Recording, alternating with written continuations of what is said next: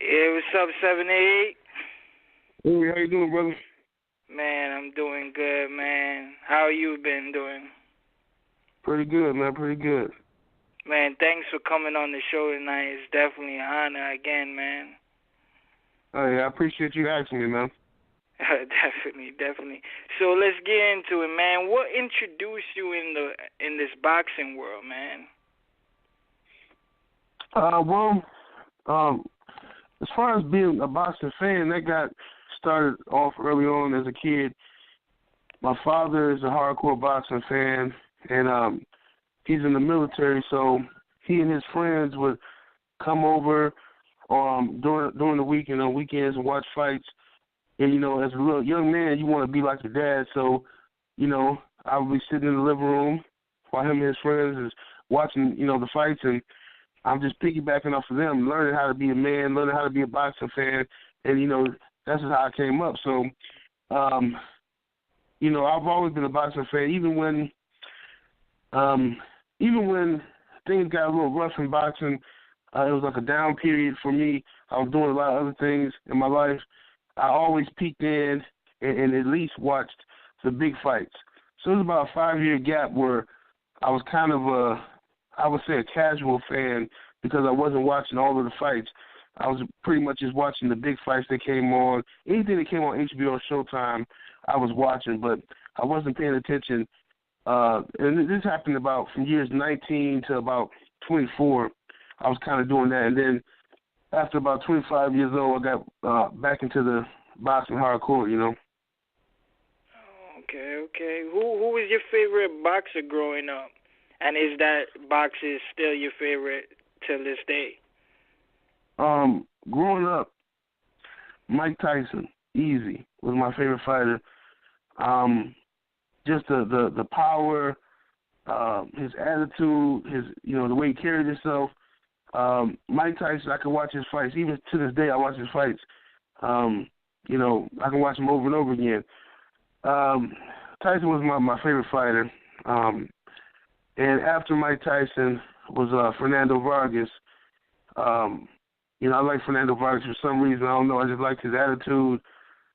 He was for his people. He was just real cocky, arrogant. You know what I mean? I always rooted for him. He lost most of the big fights that I wanted to see him win, like the De La Hoya and Trinidad fights. But yeah, but I like Fernando. It's crazy, man. You said my two favorite fighters, man. Mike Tyson, man, is the reason why I love boxing. He wasn't the first fight I watched, though, but he's the reason why I started to love boxing, you know what I mean?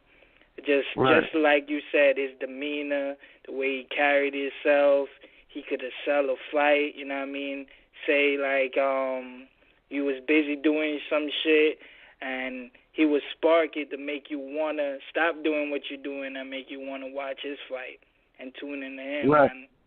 And Fernando Vargas, man, is one of my favorite because the first time I seen him, because I seen Tyson backing him up. Tyson used to come to his fights, and that's how I started to like Fernando and thing, man. And I always used to want him to win all those big fights, like you said, but he ended up losing. But yeah, man. So what discovered? How did you discover the 78 Sports TV, man? How did you get the name? How did it all came about? Yeah, that happened when I came to the YouTube boxing community. It was like June of 2011, and I was calling myself 78 Fight News, and I was doing videos, just giving my thoughts as a boxing fan on the state of boxing and making fight predictions and fantasy matchup type videos and things like that. And then that page got shut down due to trolls. This is back when on YouTube, this was a time where trolls could just come on and flag your video, and YouTube monitors was just horrible. They would take your videos down if you got enough flags. So my pages kept getting taken down. So what I did was I came back with 78 Sports TV.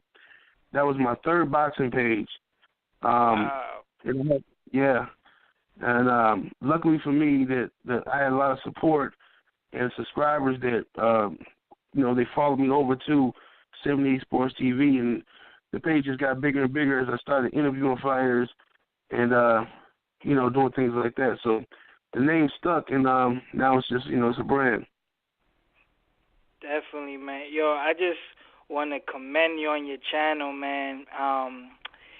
To me, your channel is my favorite boxing channel and favorite sports channel, man, because, man, I just love what you do, man. I appreciate what you do. Even though I got my team with the Cornermen Radio, you still my number one, man, because you was the first one I started seeing these boxing channels. I never went on boxing channels before, but I came across it one day 2 years ago, and I just been watching every video you've done, man, and never really commented on videos. I don't really comment on things. I probably did it maybe twice out of the whole 2 years watching your channel, but I just love what you do, man. I really do, man. Hey, I appreciate that, brother. I appreciate the support. I just found your page and subscribed to it, so I'll definitely be checking you guys out, man. No doubt. Yeah, thank you, man. So, who is your top 5 favorite fighters right now to this day? As the favorite fighters or best fighters? Your best favorite. Right now that's boxing actively. Your favorite top 5. I would say my favorite fighters. I would say Deontay Wilder for sure. James Kirkland. I love James Kirkland's the way he go about his business. He lost against Canelo, but hey, I'm riding with James Kirkland. I like his energy and what he brings to the ring. So Deontay Wilder, James Kirkland. I like Keith Thurman, Shawn Porter, and I would say Andre Ward and Guillermo Rigondeaux is kind of like tied. Them guys right there is the fighters I'm really, really checking for. Oh, okay. I always knew Kirkland. I always hear you say Cotto and thing and all that. Always remember you saying Kirkland. Yeah, Cotto is definitely one of my favorite fighters, but he went down on my list, man, with this GGG stuff. Oh, okay. The way he went about the Gennady Golovkin situation and winning the middleweight title, but then acting like he's not a real middleweight. That rubbed me the wrong way. I'm anti-ducking, so when Cotto started acting like that, I just, he lost some cool points with me. Okay, I see that you brought Keith Thurman and Shawn Porter up, man. What you think about this whole thing, man? Because as a fan, as me, man, Keith Thurman has been seeming disappointing me. You know what I mean? Because the reason why I say this because, man, this fight I was hearing this was going to happen October last year, then November, then December, then January, then February, then March. You know what I mean? Then Keith Thurman wasn't doing any interviews, and now he got injured. You know what I mean? Hey, and now it's June 25th, so I'm like, to me, man, it just disappointed me. It just seemed like he kind of scared of Shawn. You know what I mean? Not saying he is, but it just seeming that way. Right. Well, I think that what's going on with Keith, when Keith Thurman last year beat Collazo, he beat Guerrero Collazo, Porter beat Adrien Broner. That fight was at its peak at that moment that everybody wanted to see it. And, I was talking to Keith and Shawn Porter at the time. Both guys told me they wanted to fight by the end of the year. So I assumed that the fight was going to happen by the end of the year. And then next thing you know, I can't get in contact with Keith anymore. And Shawn Porter's running around all over the media. He's going to all the fights. He's calling out Keith, saying he wants Keith Thurman. And I can't get in contact with Keith. Nobody can get in contact with Keith Thurman. He just disappeared for like 3 months straight. No word from him at all. And then he pops back up, and he's like giving a few interviews, and he's saying that, oh yeah, I'll fight Shawn Porter. And then of course the fight gets pushed back because he was in a car accident. So at this moment, a lot of people felt like when Mayweather retired, Keith Thurman was in a power position in the welterweight division to take over, to be seen, be at all of the fights, be in the media, give all the interviews you can get, and keep your name relevant. Keith Thurman got a little comfortable, in my opinion. He started getting money, and I think he got a little relaxed, and he let his opportunity slip by him. And now you got guys like Danny Garcia coming into 147, getting more attention than Keith Thurman, who had it all. So now the fight's going to be June 25th, but if something else happens, if Keith Thurman, gets hurt again or for any reason, you're not going to be able to convince people that Keith Thurman is not ducking Shawn Porter. That's what they're going to say, whether it's true or not. They're going to say Keith Thurman is ducking Shawn Porter because of it's what really messed Keith up was the 3-month disappearing act he pulled. Because he let Shawn Porter and Kenny Porter be seen in the media calling him out constantly, and Keith didn't respond. That's what really messed him up, in my opinion. He should have been more vocal, responding to these things and saying, letting the fans know that the fight is going to happen. Hey, man, I don't know, man. I don't know. I think, to me, in my opinion, I'm just assuming, I feel like he think he made it. Like he think he's the number one guy. I'm just guessing here. I feel like that's what it is. He got comfortable. He feel like he in the king spot, and he's nowhere near. You know what I mean? To me, I don't know. I think you got a whole lot of work to do, you know what I mean? Because it's like, how do you feel that these guys in their 20s fighting twice a year, man? Because when Floyd Mayweather was their age, was fighting 3 times a year, you know what I mean? And I thought Manny and Floyd could do the twice a year thing. Now everybody's fighting twice a year. Now Danny hasn't fought 3 times a year since 2012. Right. And you know what I'm saying? Like, how you feel about this, man? Well, I think that these young guys now are a little bit spoiled. They're getting paid more than ever, especially the guys that are with Al Heyman. They're making good money, and they want time to spend that money. They want time to, see, back in the day, guys fought a lot because the checks wasn't as big, and they had to stay busy to make sure they could pay their bills and live the lifestyle that they were living. But nowadays, guys are getting $1 million, $1.2, $1.5 million a fight, and they feeling like they made it. It's more money than they ever seen before. So they fight twice a year, and then they kick back and they want to take 4 months off to spend their money and go house hunting, buy new cars, get a new girlfriend, things like that. But they're missing out on their prime. They could be fighting 3 or 4, at least 3 times a year. These guys should be fighting every couple of months. These guys should be fighting if they have no injuries or anything like that. But, this is how we'll see how it happens, how it all falls into place in the next 3 or 4 years as guys start getting out of their primes. We're going to see what happens. When these records start being a little shady, you're going to start seeing guys retiring with records of, 32 and 3 and shit like that. Instead of, being 40-something and 3, they're going to have low numbers. And even with, like, Andre Ward, who's been a pro for a long time, but Ward has had so many gaps in his career, suing his promoter, being injured, having surgery, so on and so forth.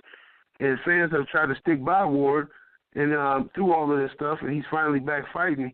And we hope that he, remains active. And even James Kirkland. As a James Kirkland fan, I know full well you know, I remember when James was a welterweight, and he went to prison. He had some other gaps. James Kirkland had like 3 or 4 gaps in his career where he lost years of boxing, years, and it's just ridiculous. So I don't know what's going on with the new era of boxing, but hopefully these guys can pick it back up and, you know, we can start seeing some more fights, man, 3 or 4 times a year. And that's what I admire about certain guys like Deontay Wilder. He was busier. I think Wilder fought 3 times a year, I thought. Golovkin, he's staying pretty busy. You know, so there's a bright side to it, you know, but for the most part, these guys are not active at all. Right. Yeah, I just find that pretty weird, man.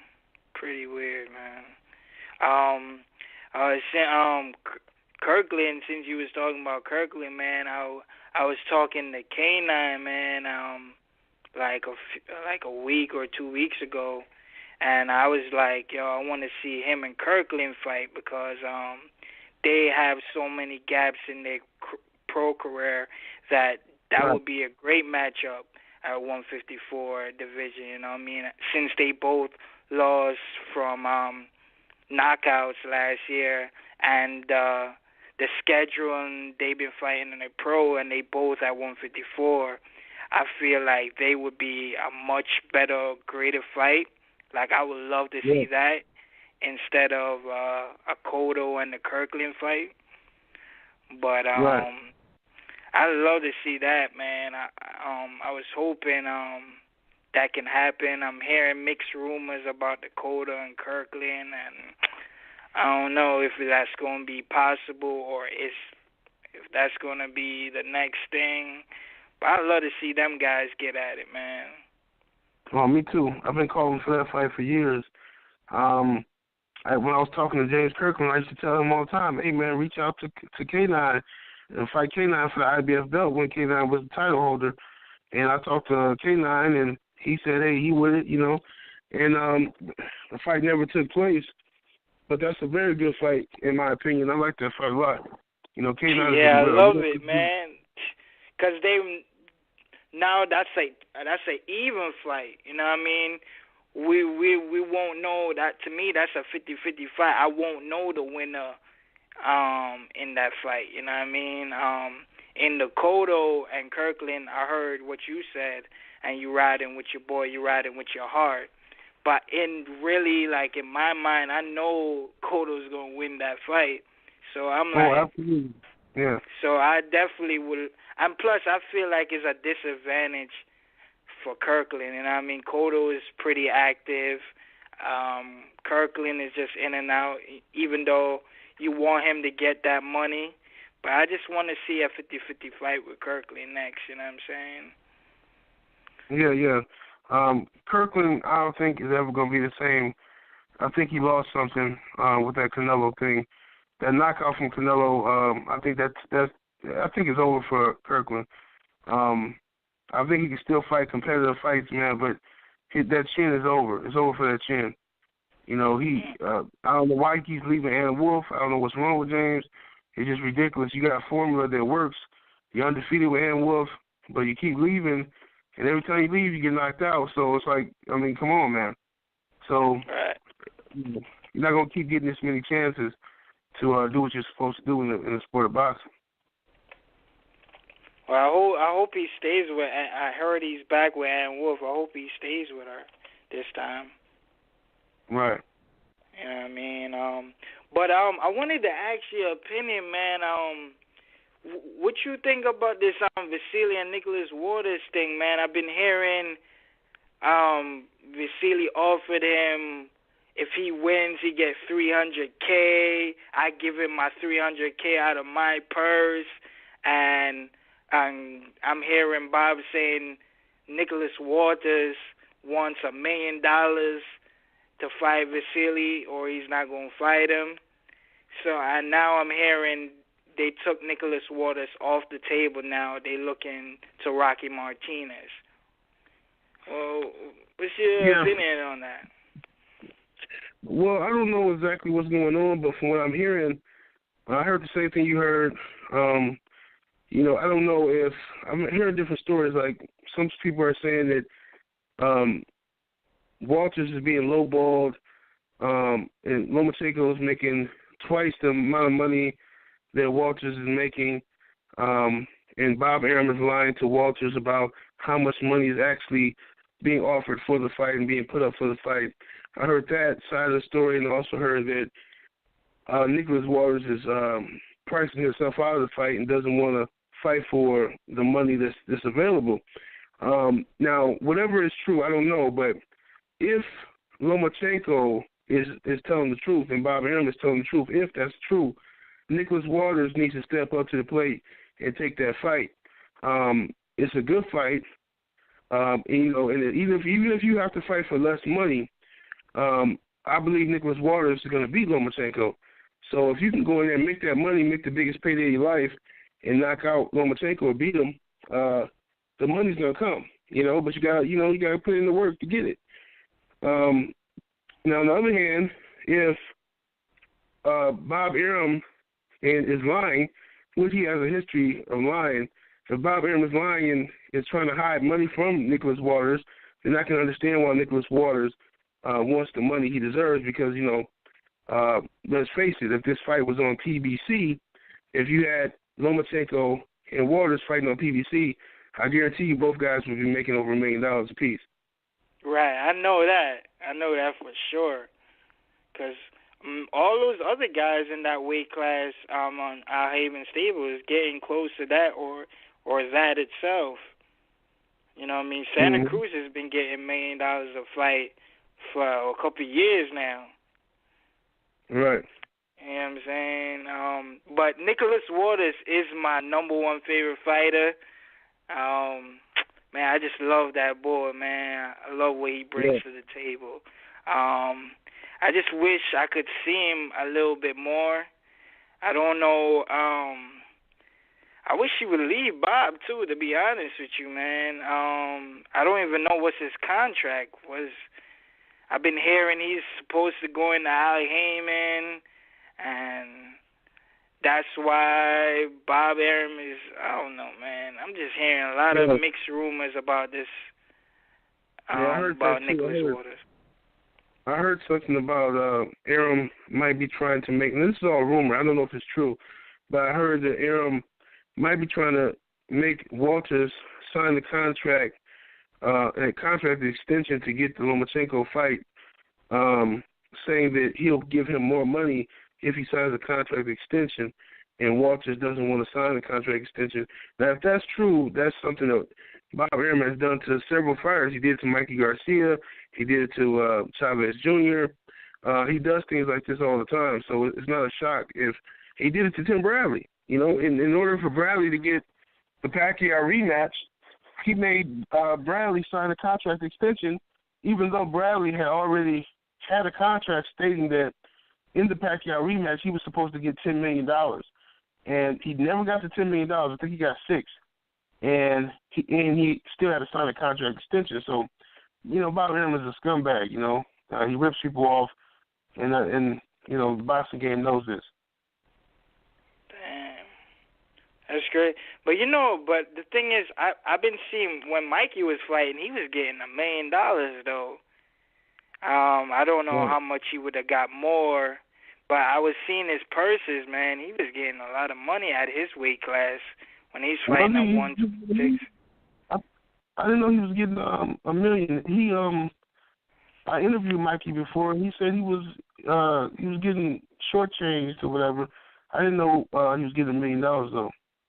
I might be mistaken, but I could have sworn I seen $1 million when he fought his last fight or his second to last fight when he fought Roman Martinez. Right. I could have sworn I seen $1 million, and he wanted and then Bob Arum was like he wanted like $2 million or 1.5 to fight Gamboa, or he's not fighting, and some shit like that. To me, man, he was one of my favorites too, man. I wish he would come back, but I don't know how great he will be to this day for taking all them years off. Right. Shit would take toll of him, man. But what's the top 5 fights you would love to see next, man? I want to see, hopefully Wilder gets past Povetkin. I want to see Wilder versus Tyson Fury. That's the fight I want to see. I want to see, I know it's like fantasy at this point, but Adonis Stevens versus Sergey Kovalev.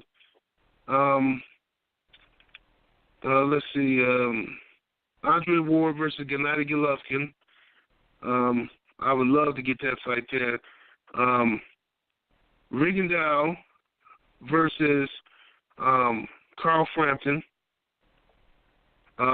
This guy ducking the shit out of Rigondeaux is just a disgrace. Absolute disgrace. Man. And let me think. Probably, I think that's about it. Those are the fights I really want to see. And also Adrien Broner versus Terence Crawford. Okay. Man, those are good matchups. What's your feelings on Leo Santa Cruz is gonna fight Carl Frampton in July? And he's Rigondeaux's Rigondeaux is his mandatory to face him, and he's going to drop the belt to fight Santa Cruz next. He's a coward, and this is what these guys are doing now. This is the new era of boxing, and it's acceptable to fans and to the general public, to the media, for these guys to act like cowards. And these guys are professional fighters who are afraid to fight other fighters in their weight class. It's not like somebody's asking Carl Frampton to move up and fight Deontay Wilder. I can understand the fear and feeling like that's ridiculous. But you being asked to fight a two-time Olympic gold medalist, a former champion, a rightful champion in your division, and you're running from this guy terrified, and you're going to move up to another weight class to fight another guy in Leo Santa Cruz who ducked Guillermo Rigondeaux. It's disgusting. Word. This is messed up, man. I was shitting on Santa Cruz on my show. You know what I mean? I was shitting on him, calling them guys a coward, and man, it's just crazy, man. Because Santa Cruz should have fought Kirko Martinez when they were 122, when Kirko was the champion. He could have fought him then. He fought him when he lost every big fight. I don't know why that Kirko Martinez fight was even set up, but it's crazy, man. It's definitely crazy, man. My top 5 fights I would love to see as a fan, man. I would love to see. My number 1 is Amir Khan and Kell Brook, man. I would love to see that. My second is Sergio Kovalev versus Adonis, because my biggest thing as a boxing fan, I want to see an undisputed champion. I've been wanting that for so many years, and I've seen you talk about it a lot of times, and I want to see. I've been asking all these boxers, they can't give me an answer. Do you know the last undisputed champion in the boxing world? It could be in any division. The last undisputed champion, I think, if I'm not mistaken, for some reason on the tip of my tongue, I'm thinking Zab Judah. I could be wrong, because Judah, when he beat Corey Spinks, I think he was the undisputed welterweight champion, if I'm not mistaken. Other than that, I do not remember who the last undisputed champion was. And even with Judah, I think the IBF, one of those belts they took from him. I can't remember what happened with that. They took one of the belts from Judah or something. But it's just nuts, man. Boxing at this point definitely needs an undisputed champion, but the sanctioning bodies are so divided and split up where they don't want an undisputed champion. They all have different rules. There are no unified rules. It's all, the IBF enforces mandatories. That's good, but they're not understanding. Like what they did to Tyson Fury was a disgrace. Tyson Fury just beat Klitschko. Klitschko was the man for 10 years. Okay, so Tyson Fury beats him. Of course, Klitschko is going to want a rematch right away, which is understandable. So why would the IBF come in and rain on the parade of all the boxing fans and say, "Oh, wait a minute, you got to fight our guy," for the IBF belt or whatever, and so they took the IBF strap from him and allowed Glasgow, I believe, to fight Charles Martin for the belt. Martin now is the IBF title holder who's going to fight against Joshua, which is good, but it's really not fair to Tyson Fury because he is the champion, and the IBF is like, what are you doing? So then you have the WBA, who's crooked as well. They took Rigondeaux's belt and allowed Carl Frampton and Scott Quigg to fight for Rigondeaux's title, knowing that both guys are blatantly ducking Rigondeaux. So they took Rigondeaux's belt, allegedly for him being inactive, and let the guys who are ducking him fight for the belt. Then the WBO takes Rigondeaux's other belt and gives it to Nonito Donaire, who Rigondeaux beat for the fucking belt. That's crazy. Like, this shit is disgusting, man. It's absolutely disgusting. Man, that's crazy, man. And not only that, man, my third favorite fight, man, is Erislandy Lara versus Demetrius Andrade. Man, I think that's a fight I would love to see, man. I see Andrade call out Lara many occasions, so many times it's not even funny.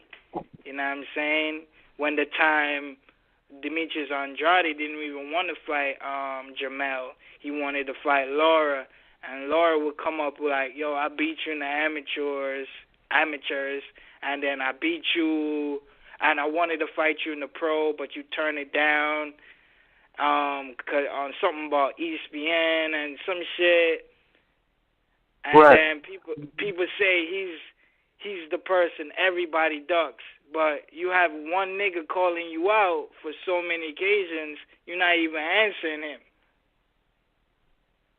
You know how many interviews and Facebook videos I've seen Andrade call out Lara, and he's calling out guys like Triple G, and people saying, giving him all the praise. Now, give him respect.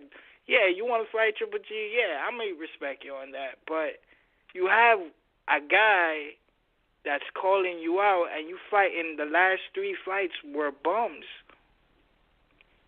Yeah, Rodriguez, I don't even know that other nigga he fought last year. I can't remember the other one. Then he fought Smith. I'm like, come on, man. Like, then you claim that you can't get no fights, but Andrade you could have got. You know what I mean? Like, Laurie's in a bigger position than Andrade. So that fight could have happened. These fighters, they got to respect each other. The problem is this. These guys, they want to whine and complain that the big fighters like Cotto and Canelo don't want to fight them because they're saying, "Oh, you guys don't bring no money to the table." Right? And the guys will complain about that, but then they'll turn around and do the same thing to their brother. They'll say, Laura will say, I'm not saying Laura said this to Andrade, but they'll act like that. They'll do the same thing like, "Oh, ain't no money in that fight. Who wants to see that fight?" And they got to quit doing that. All this time they've been banging for Cottos and the Canelos and Mayweathers. Them guys could have cleaned up 154. We don't got no clear picture of 154. People still talking about Canelo the man at 154, and he even fought there in I don't know how long. Cotto was one at 154. It's ridiculous. Like, all these, Demetrius Andrade, he's been absent. Lara, Charlo brothers, you know what I mean? All these guys should be fighting each other and clearing up this picture because real quietly they could have built a resume. Somebody would have came out on top of all of those fights, and we would have been like, damn, this is whoever it was, this is the same as Andrade. We could be saying, damn, these guys got to pay attention to Andrade now. Canelo needs to fight Andrade. Cotto needs to fight Andrade. Mayweather needs to fight Andrade. But you can't do it when you guys have been sitting back waiting on a big fight, but you refuse to fight each other. Right. I just find that disgusting, man. You know what I'm saying? Yeah. Lara could have fought him because he didn't have no excuse, because the other two guys he fought, the last three guys, even though Smith is under Floyd, I don't know, but all those three fights, man, those were, and then he's fighting Vargas in the rematch, and I'm like, dog, Andrade beat Vargas. You had a draw with the nigga. And I know this time around you're going to beat him. And then the Charlos saying they're not going to fight Lara. And they say they don't want to fight Lara because they're in the same team and shit. But can they? Lara doesn't even know how to speak English. Can the Charlos speak Spanish? No, I don't think so. But I think Lara speaks a little bit of English, a little bit like Marquez. But I think that they need to. I think Lara needs to move up to 160. Just move up to 160, and fight some guys up there, man. Start knocking off them contenders up there, because if you the Charlo brothers, y'all not gonna fight each other, and you're not gonna fight Andrade. There's no point of being at 154. Right. But you know what? I'm happy though. I'm happy. I don't know if it's really 100% confirmed, but I'm glad Andrade is going to fight Willie Nelson for June 11th on the undercard of Molina and Rougeland. No, I didn't hear about that. No, I didn't hear about that. That's news to me. That's Mike Cooperin reported it. Dan Raphael reported it. Boxing Scene reported it. It's not. I don't think it's 100% confirmed, but that's what they're working on. Right. That's what they're working on. And they're going to make that fight the title eliminator for the WBC. Right. So that's at least, you know what I mean. At least that's to me, that's going to be. I seen Lara Trout is going to fight Jamal, but I think Willie Nelson and Andrade, man, I think that's the best 154 since the matchups lately. You know what I mean? Trout and Jamal, yeah, I like it too, but I think Willie Nelson and Andrade is like the best made, will be made in reality. Right.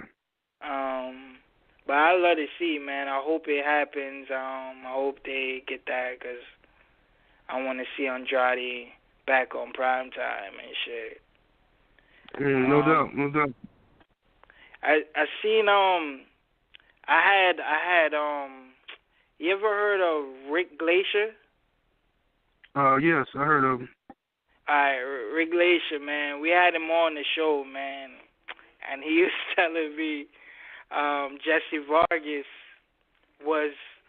is a real dangerous welterweight, right? And he was selling me this, and I was like, I noticed I've never seen Danny Garcia ever call out a boxer. If somebody can show me that, then that's fine, but I haven't seen it ever. And Danny called out one person, and he called out Jesse Vargas. So, and Rick Glacier is telling me, man, Al Heyman wouldn't want to do that because Jesse Vargas is a dangerous opponent. He wouldn't want that because Al Heyman might lose. His team might lose to Bob Arum. And I'm like, Jesse Vargas is like, to me, he's the weakest out of the welterweight division. You know what I mean? Yeah, and that's a myth. It's a myth that Al Heyman won't let his fighters fight guys from different promotional companies. That's just a myth that people have been spreading about Al Heyman. It is not true. I mean, you look at Lomachenko and Gary Wilson Jr. fought. Right. Mayweather Pacquiao. You got Amir Khan fighting Canelo right now, and so on and so forth. So the fact that people are saying Heyman doesn't let his fighters fight other people from different promotional companies is not true. The facts lie, and it was actually Bob Arum and Oscar De La Hoya. Bob Arum and Golden Boy were the ones trying to shut out Heyman and PBC until Arum screwed over Oscar De La Hoya once again. They teamed up, they sued Al Heyman, and then they were supposed to make Canelo versus Pacquiao.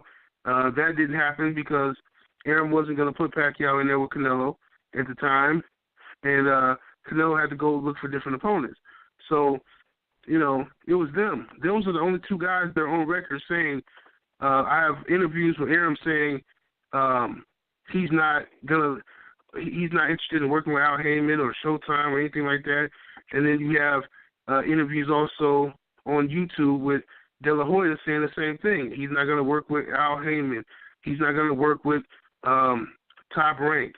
So you can't find one interview or one statement from Al Heyman ever saying that he won't let his fighters fight different promotional companies. Not Heyman, it's those guys. Yeah, what's up, Kev? Okay, I'm here. Yeah, so, what were you saying since you break up? Okay, I was saying that it's a myth that Heyman doesn't allow his fighters to fight fighters from different promotional companies. And the only evidence you can find of people doing that is Bob Arum and Top Rank and also with Golden Boy, Oscar De La Hoya. They are both on the record. You can find interviews with both of them saying that they're not going to work with each other, they're not going to work with Al Heyman.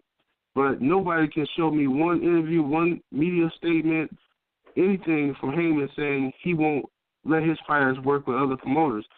That's just, it's a myth, and it's a lie that people created to make Heyman look bad and talk bad about him. But like I said, just anybody can show me one interview or one statement where Al Heyman says he's not letting his fighters work with other promotional companies. It's only Arum who said that, only Oscar De La Hoya who said that. Right. Well, I don't know how much, I don't really believe what Bob Arum be saying, but he said he wouldn't even blink if he with Jesse Vargas. If Danny, he would sign it quick. He said if Vasyl could fight Santa Cruz, he would take Nicholas Waters out of the table. Before the $1 million myth was what Nicholas Waters was saying he wanted, he was like, Bob Arum was like, I would love a Danny. I would sign on a dotted line. I wouldn't blink. And he was saying that about Santa Cruz, about Vasyl. So, I mean, I feel like I just was telling, man, Rick Glacier, man, I just don't see Jesse Vargas. All respect to Jesse, man. He did beat Saddam, but I never thought Saddam Ali was any threat. You know what I mean? What? I was a fan of Saddam Ali. I won't lie about that. And, you know what I mean, he took a long time to sign that contract, but once he bossed up and said, fuck this, they were talking about home court advantages. You see, right. And once you fight, you see, all that came out to the window. That fight didn't even go to decision. I think Jesse Vargas should have fought him and stop, you know what I mean, but home court advantage. I don't want to fight him in New York because they might rob us. But when they actually fought, it didn't even go to the sword cards. I like when you just balls up and, you know what I mean, and fight. But he was just selling me like Jesse's dangerous. And I look at Jesse like he's an Aaron Martinez. Right. You know what I mean? I just feel like everybody else in the top 10 guys or the top 7 could beat him. You know what I mean? He'd probably give them competition, a competitive fight, but I think they will all win. But, you know what I'm saying? And then and then the same night I had Repo Rick. I don't know if you ever heard of him. No, I never heard of him. He trains I don't know if you saw in the news. I don't know which Mayweather, Floyd Mayweather Sr. or Roger Mayweather, found out they had a son. They never met him in like 20 years. Oh yeah, right. Our Repo Rick trains him. Okay. Right? He has like, I don't know how many wins in his pro career, 3 wins. I don't remember how many. But he was telling me that Adrien Broner would beat Crawford. I'm like, this nigga is bugging. I was like, yeah. That he was like, I was like, all right, bet me some money. And he didn't want to bet me. He's like, he's not a betting man. But I love that fight with Adrien Broner, man, with Crawford. But I know who's going to win. Like, to me, Broner, don't get me wrong, Broner is in my top 5 favorite fighters. But I just know who's going to win that night. I love it's going to be great theatrics. The fight is going to be great, you know what I mean? But at the end of the day, I know who's going to raise their hand by the end of the night. I feel like Broner, the best fight for Broner next is Ruslan Pukhnikov, because he's a come-forward fighter, and I want to see if Adrien Broner can get off of that monkey off his back, that he can handle somebody who keeps coming at him and won't let him dictate the fight. I want to see him fight fighters like that, or Omar Figueroa, or Adrian Granados. Like, I would love to see Broner against them. Until he can beat guys like them, I would never pick Broner to win a fight, unless it's like an Ashley Theo Fame. But besides that, if he fights any like Ruslan, to me, I'm not going to bet on Broner. I would want him to win, but he going to have to show me and prove to me he can beat fighters like that. Yeah, I understand that. He needs to show he can beat a pressure fighter, because of his 2 losses are from pressure fighters and swarmers and brawlers. So, Ruslan Pukhnikov would definitely be a good test for Broner to see where he is and if he has made adjustments and has learned anything from those 2 losses. Because if he can't beat Pukhnikov, then we know that, Broner's he's never going to be a guy who can master that style. That's just going to be his kryptonite. Right. Yeah. You inspired me. You was talking about the 140 division.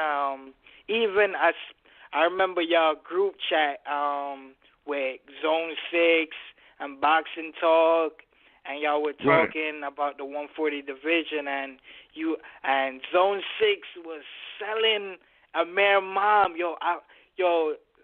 When I watched that, when I listened to every word you guys are saying, Zone 6 made me believe this nigga. He made me believe Amir Mom was this fucking, he's an A-level boxer. He's the next Mayweather. Like, Zone 6, I was believing him, like, I'm gonna believe you, you know what I mean? And I felt like Amir Mom, he's dangerous. None of these guys really want to fight him. Like when he was calling out Danny and Adrien and all these things. So I fucking believed him. And when he lost to my boy Granados, it's like I don't really see none of them talking anymore about that. Like I wanted to see the after talk with Boxing Talk. I don't know if they ever made a video on Zone 6, but I respect these guys, man. I love that group chat, and I was listening. I was taking every word, and I just wanted to see what they were going to say after and the response. You know what I'm saying? But we did a tournament. I don't know if you ever checked it out, and we made a 140 tournament. I made a HBO side and the Showtime side. So if the HBO fighters win, whoever wins that side, and the Showtime fighters wins that, then the winner of HBO should fight the Showtime winner. We had for the HBO, we had Crawford, Postal, I don't know. Antonio, I can't pronounce his last name. He beat Soto last year on HBO. The guy who beat John Molina on that Floyd. I can't think of his name. I know you're talking about. I can picture his face. Yeah, Antonio. I don't know how to pronounce his last name. And Edward Chavoski, because he's the IBF champion. He beat that guy who had that 48 wins and shit. And then the Showtime side, it was Adrien Broner, Ruslan Pakhanikov, Omar Figueroa, and Adrian Granados. And my fights were Victor Poster versus Crawford, Antonio versus Chavoski, because Antonio's ranked number 3 in the IBF. They don't have a ranking in number 1 and on 2 in the 140. They only have a 3. So Antonio is next up. So I was like, all right, that would be it. And then for Showtime, it would be Ruslan and Broner and Omar Figueroa versus Granados. And that's how, and I see even Granados is ranked in the WBA. He's ranked number 5. And he's ranked in the WBC ranked 6. And Omar's ranked in the WBA 6 for the WBA title. So I was like, yo, let that be a title eliminator. And the winner of Ruslan is ranked, I think, number 2 in the WBA. Right. And so Broner will fight him because I know Ruslan is going to beat John Molina. So I'm thinking Showtime going to make a mega bout like that in the fall. And they could try to do the Omar Figueroa and Granados for a title eliminator. And those were my matchups, man. And I just love that idea. But Broner didn't make weight, lost the belt.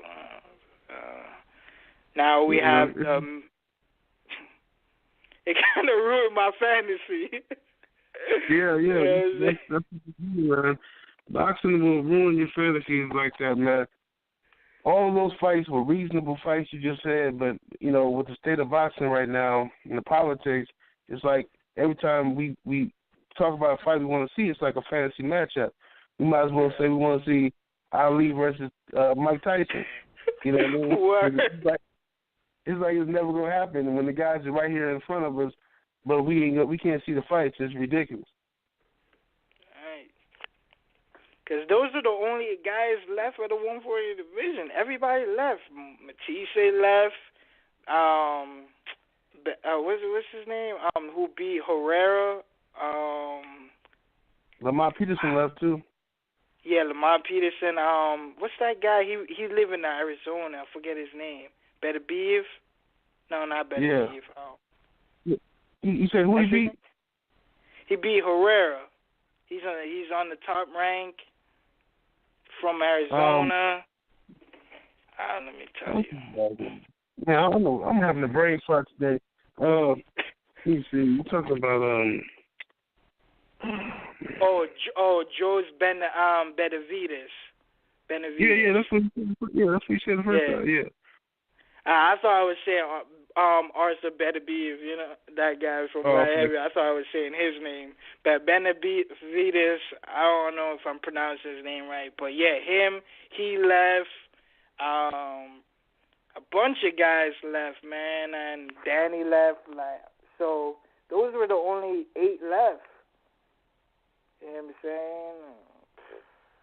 Now Broner saying he's moving up 147. I see you talked about the Floyd Mayweather and Adrien Broner, man. You like that fight? No, I don't like the fight. I hope the fight doesn't happen. You know, I think it's a waste of time, but they definitely should get in there and spar. I think it'll be good for both of them to go ahead and spar and get all the negative energy off their chest. And, you know, they can have a camera or something there or whatever. Just go ahead and spar, get it off the chest. But as far as the fight goes, that's ridiculous. And we already know what's going to happen.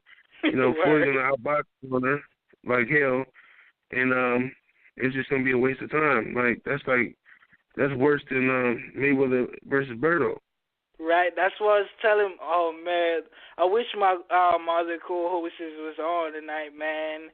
They were trying to sell me that fight, man. Like Broner and Mayweather, like get the fuck out of here. We all know who's gonna win. Like at one point in time, like when Broner was undefeated, and I would have loved to see that back in the day. I mean, if he gained all this attention and still was winning, but now, nah. I would love to see him versus Ruslan. That's what I want to see. I want to see if he can get that monkey off his back, or or should we take him serious? People still betting. People say they betting against him, but people still picking him to win these fights. My co-host was saying he will beat Omar Figueroa, he will beat Adrien Granados, and he will beat Ruslan. I'm like, how? Where? You know what I'm saying? And I don't believe it, man. I don't believe it, man. Yeah. Broner got to show. He got to show everybody that he can box without being flat-footed. I told people it was going to happen when he fought Porter. Nobody believed me. Everybody kept picking Broner to beat Porter. And I told them, like, stylistically, it's just a horrible matchup for Broner because Broner fights flat-footed, and Porter is a come-forward guy like Maidana, except for he's faster than Maidana. He got better head movement than Maidana. It's going to be problems. It's going to be problems for Broner. And Broner has to show people that he can deal with that type of pressure, before people start taking him seriously again in big fights. But to be fair to him, he's never lost to an outboxer, a guy who can box from the outside. He's always lost to pressure fighters. Right. So, yeah, man, but I just feel like, I want him to fight the likes of those kind of fighters, man.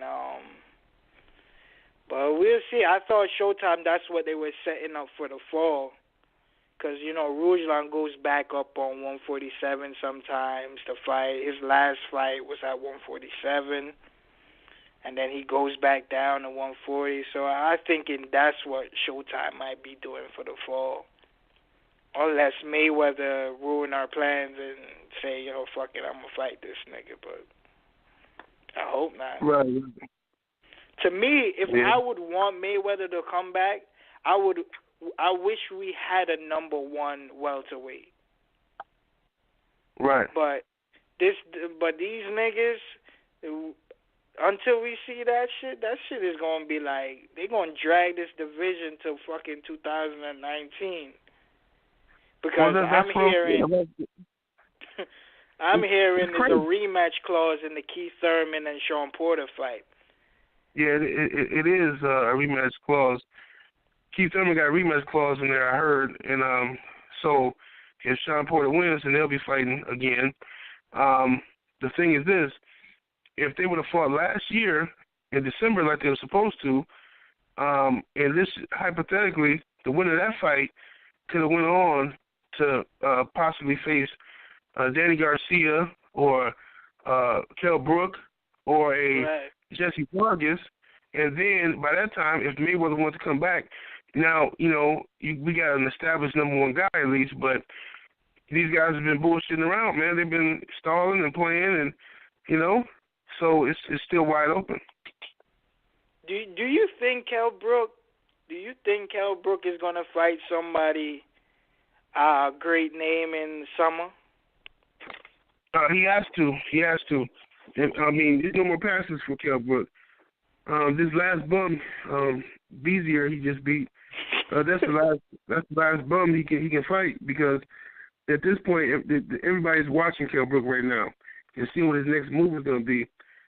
If he doesn't fight one of the top 5 welterweights, then everybody's going to know Kell Brook is full of shit and he's a fraud. I'm going to call him a fraud if he don't fight somebody this year. Yo, you know what's so crazy? Earl Spence is ranked number 2 in the IBF because Kevin Bezier was number 1. And I was saying to my co-host that I know Kell Brook is going to want to fight somebody big now, because I know damn well for sure once they force him against Earl Spence, I bet you Kell Brook vacate that title. Man, if this guy vacates that title, I'm gonna do a diss video like the world has never seen before on Kell Brook. He's been fighting all these mandatory bums, you know. And now you got good mandatory. If he move up in weight or any kind of bullshit he pulls, I'm gonna rip Kell Brook to pieces, man. Absolutely. I just believe that because I'm like in the politics mind, I'm like, nah, this nigga's like I even made up the guys in the division, man. I feel like the scariest guy probably in the division is Spence.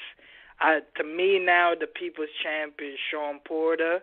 The King at the Throne is Danny.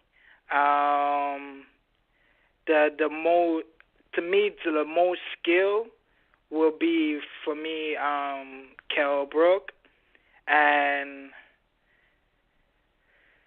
I don't know where to put, and Thurman is the Prince. That's how I made up these guys, man. But I feel like Kell Brook is not going to fight Earl Spence, man, because he's been fighting lesser guys, and he, you know what I mean, Eddie Hearn not going to want to make fights with Keith Thurman, the Bradley, because I heard Bradley wanted him. You know what I mean? He could have fought Bradley last year. Right. He could have fought Bradley last year. He could have fought Brandon Rios. He could have fought Keith Thurman anytime he wanted to. Keith Thurman was ready for that fight. And Eddie Hearn Eddie Hearn got a great relationship with Al Heyman, so he could have fought Shawn Porter in a rematch. He could have done all this stuff, but he chose to fight. He stalls out, acting like he's looking for a big fight, and he waits so long, and then all of a sudden the IBF says, "Oh, we got a bum, you got to fight," and then he said, "Okay, I'll fight the bum," and that's what he does. But he ain't gonna be able to do that this time because now he got Earl Spence. So we'll see. That's what I'm saying. Like he's in a forceful situation now. That's why he's going to be like, all right, yo, I got to fight somebody big, or, you know what I mean, or I'm going to have to really drop this title.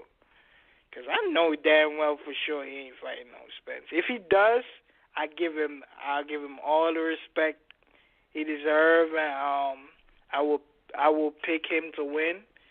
To me, in my eye test right now, because none of these guys has faced anyone besides him and Shawn, I think Kell Brook is the best right now, but he just gonna have to prove it, man. It just don't. I feel like Eddie Hearn, and his team don't believe in him.